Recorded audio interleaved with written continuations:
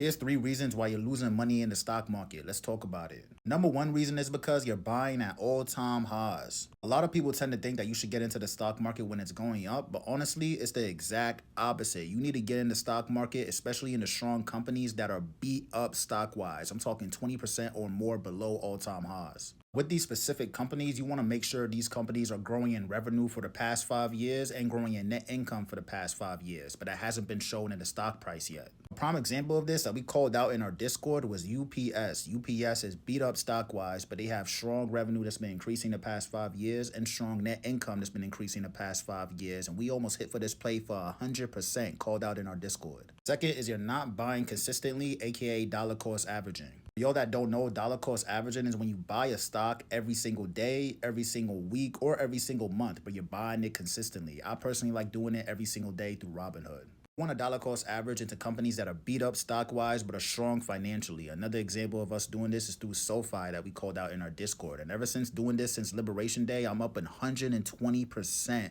on this one stock. Last but not least, the most important thing is you're not budgeting to invest. A lot of people tend to think that you need to just put in a lump sum of money one time. Let's say it's like $10,000 into the stock market and then you're good. You don't have to invest anything else. But in reality, that's probably the worst thing you can do because you're trying to time the market. For example, behind me is a compound interest calculator. It's going to tell me how much money I can make in the stock market. So let's say I put in $10,000, but I don't contribute anything else for 10 years and I get an interest rate of 10%, which is pretty much the average you'll get from the SPY. If I were to invest this $10,000 and I invest nothing else after that, I would make about $26,000. Let's reverse it. Let's say I put in $10,000, but I also invest an extra $100 every single month for 10 years into the SPY, which will give me 10% back. Just contributing an extra $100 per month, I would pretty much double my money and come out with $45,000 in 10 years just by adding in $100 every month. This is why in our Discord, we don't just teach trading and investing, we teach everything finance, either it be credit, budgeting, etc.